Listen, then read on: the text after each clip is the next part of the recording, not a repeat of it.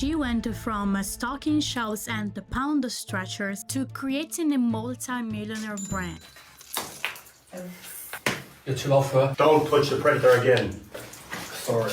Simply by making the entire world hate her. And the craziest part, that was the plan. Her name is BonnieBlue. Whether you are encouraged by her or you're simply terrified by her soulless eyes, one thing is undeniably true. She has reverse engineered how modern fame works in a way that most influencers can simply dream of. She has literally turned controversy into income and hate into millions of billions of dollars. I love the attention. But here's the question that no one is really asking, which is the most important one. What really happens to a person who builds their entire identity on making people mad? What's actually going on underneath all of the performances and the controversies, and what does all of this say about us as a society? What advice would you give me? Go to church. Today's video is going to be divided into two parts. Part one, we are going to be looking at the persona that she built online. Part two, we are going to be looking at what she really does, what she does, and what all of this really is costing her. Before she was BonnieBlue, before the headlines and the bands and the millions of dollars, Tia Billinger was about as far from fame as you can possibly imagine. She was born in 1999 in Stapleford, which is a small town that most British people couldn't even find on a map. She really was a normal kid and she had a normal life. After school, she worked at the pound stretcher,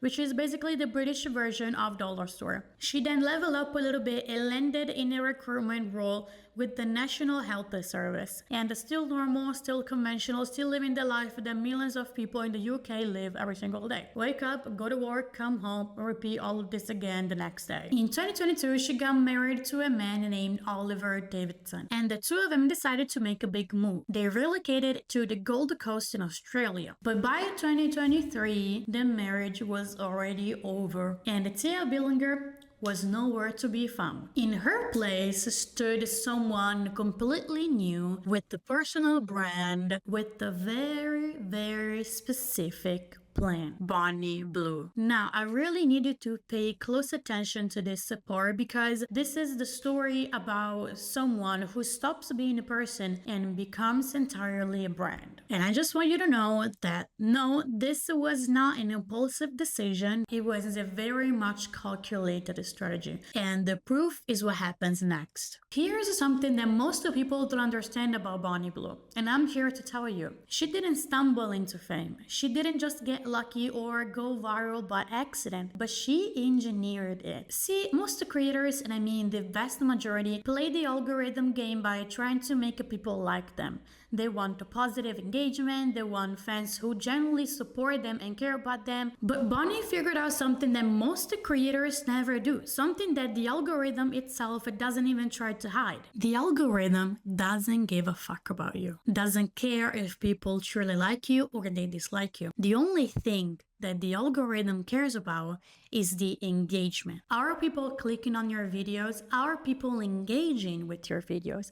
And by engaging, I mean, are they leaving a positive comment or are they leaving a negative comment? Are they sharing the video? And this is exactly how BonnieBlue completely hijacked the algorithm. If people spend time on your content, and it doesn't really matter how they are spending time on it, the algorithm literally says, oh, cool, this one is getting a lot of views. Let's just push it to more people because more people are going to be interested in this. She has openly called her own content rage bait. She literally told Newsweek magazine that, direct quote, she knows what she is doing. She deliberately designs content to make people angry, shocked, disgusted, and outraged. Because those are the emotions that make people stop scrolling and engage with the content. Those are the only emotions that make people click. Those are the emotions that make people leave comments. Share the post with your friends saying, oh my god, can you believe this? Oh my god, have you actually seen this? This person is out of their mind. This is what the algorithm cares about. You don't believe me? Alright, good. Let's just play a quick experiment. I now want you to think about the last time that you saw something online that really made you mad, outraged you. Something that made you think, oh my God, this is disgusting. Oh my God, this is so sad. This person is out of their mind. And I want to ask you now, how did you react? Did you stop scrolling and immediately engaged with the content? Did you check the comments to see what other people were saying? Or did you simply share, yep, that's the trap right there. That's the same exact trap that BonnieBlue built her entire career on. And I want you to think about it as a cycle. She announces something shocking, a stunt, a claim, a controversy. The internet explodes with the reactions, mostly negative reactions. Tabloids pick it up and write articles, mainstream news outlets cover it, people start Googling her name, the revenue goes up, and she uses that money to fund an even bigger stunt, something that's gonna make even more people outraged. More clicks, more money, and the numbers back this up. She even said that her net worth is someone between $3 and $5 million.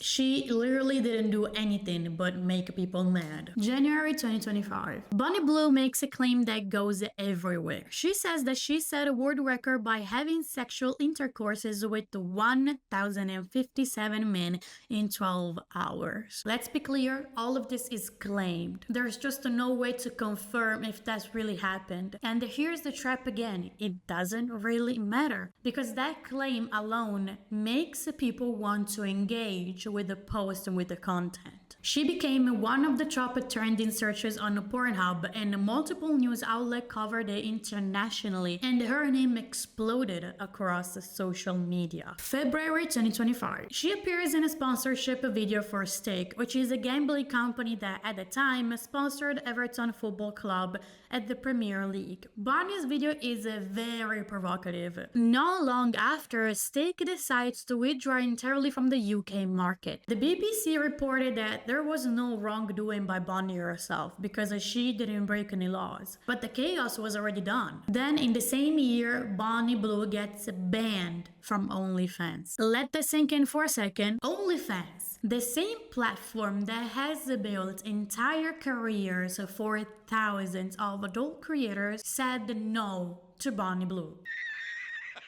It was because of the extreme nature of some of our planned content. There was something involving a glass box, but we're not gonna get into the details, so use your imagination or not. For most creators, this would be career ending. But Bonnie simply did one thing. She migrated her entire audience to Fansly. She didn't miss a single upload, and she didn't even lose a single subscriber. She barely lost momentum. All of this means that her fans were not loyal to the platform, in this case OnlyFans or Fansly. They are loyal to her, to the persona that she built online, and at the same time to the chaos, because Bonnie's Blue whole career is built on chaos and controversies. And here we have the big one so far. July 2025. Channel 4 releases a full documentary about her 1,000 Men and Me. The documentary generates a formal complaint to the broadcasting regulator, and the public debate erupts, which is again exactly what she wanted. She was also banned from Indonesia for 10 years for a minor traffic offense. And then we got to 2026, and she announces that she's pregnant. After making thousands of dollars of the pregnancy, she then admits that the pregnancy was fake. She has simply used a silicone prosthetic, and she had done all of this because she knew that people would then talk about her. She's going on Newsweek, she's going on LBC radio, she's appearing on a political podcast, she's in documentaries, and in every single one of these appearances, she's doing the same thing. She's controlling the whole story. When journalists ask her about consent, she doesn't get defensive, but she simply says, "Consent is the most important thing. I actively check in with my partners during filming." Or when people call her a predator, she doesn't simply ignore it, but she responds directly saying, "These are adult men making their own choices. They are not victims." And when she's challenged about feminism, she leans in, "I am a feminist. I believe women should have full control over their bodies and their earning power.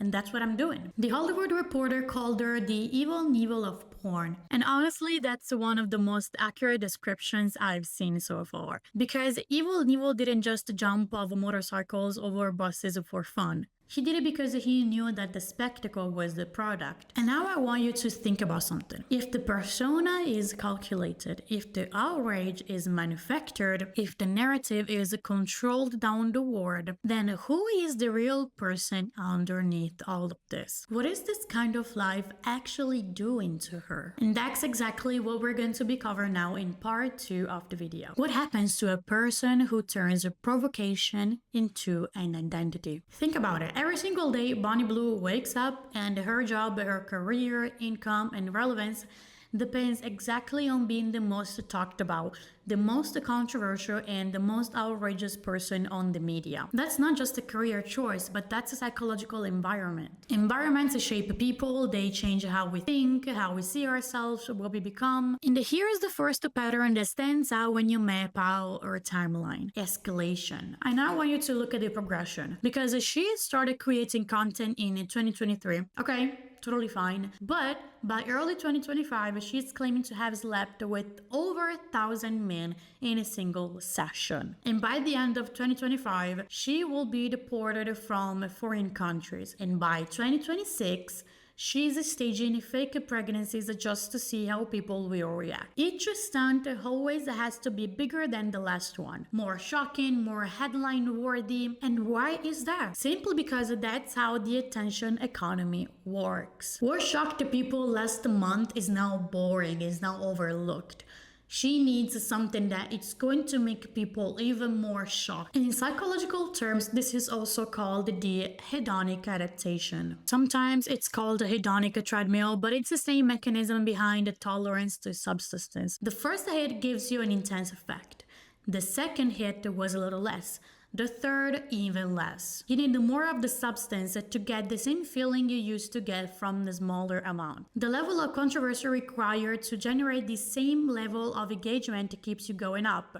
And the person at the center of it, the person whose livelihood depends on it, has to keep escalating just to stay relevant. Now, BonnieBlue herself has said that she finds a negative comment really entertaining. And she has described online hate as just something that she can just brush off, as if it was nothing. And I don't personally know her, so maybe that could be true. That really could be a strength of hers. But what I really think that is desensitization. The process of becoming numb to stimuli that would normally provoke a strong emotional react is both a coping mechanism and a warning sign. When someone is receiving thousands of hateful messages every single day, messages that calling them vile, worthless, disgusting, staying on society, and they genuinely sincerely find it entertaining, that's not necessarily strength. But now let's zoom out for a little bit, and instead of talking about BonnieBlue, let's talk about sex work for a minute. Sex work is one of the most heavily stigmatized professions on the entire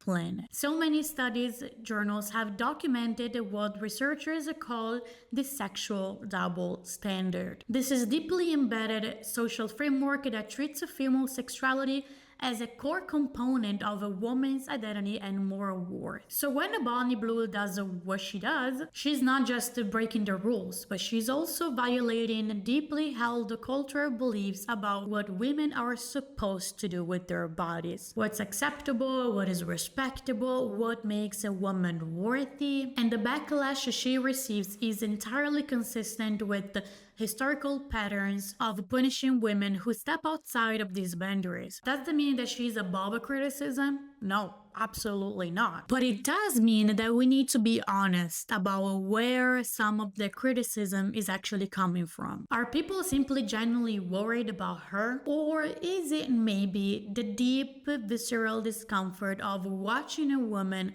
refuse to be ashamed of herself? And this really brings us to what I think is the most fascinating and the most also uncomfortable dimension of BonnieBlue's story, which is the agency paradox. BonnieBlue presents presents her career as the ultimate expression of a female agency. Therefore, she's not the victim, but she's the CEO. By any business metric, by any measures of entrepreneurial success, she's the one killing it. But agency and exploitations aren't really opposites, but sometimes, and that's really the most uncomfortable part, they coexist. A person can choose a path and still be shaped, influenced, even trapped by systems and the pressures they didn't choose, that they might not even fully see. The algorithm rewards her most extreme content, the more shocking, the more engagement.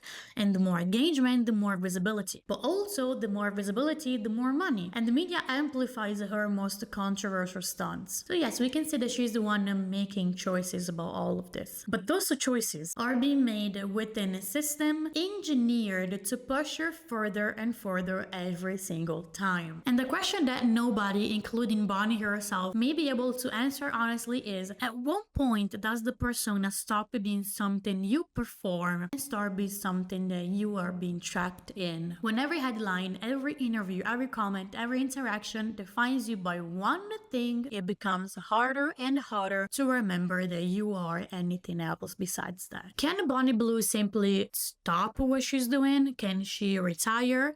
Can she live off of cameras and live a quiet, peaceful life? Legally and theoretically, yes. Financially, psychologically, and socially, I generally don't think so. And here's the final piece of the puzzle, part that we really need to sit with. Us as a society. We are the fuel. We are the engineers. We are the one keeping BonnieBlue alive. Every time someone shares her latest stunt with a caption like, "Can you believe this is allowed?" That's a free marketing that you're giving her. Every time someone makes a reaction video, writes a furious comment, or even watches this video right now, including me, just as you are, I am also part of the fuel. The question that all of us have to sit with is, are we the audience or are we the product? Because every click, every comment, every share, every like and dislike, we are not just witnessing the show. We are literally founding it. We are building it brick by brick along her. And maybe that's the most uncomfortable truth of all. Now, depending on who you ask, people are going to tell you that she's a genius, a marketer, she's a cautionary tale, or she even is a feminist icon.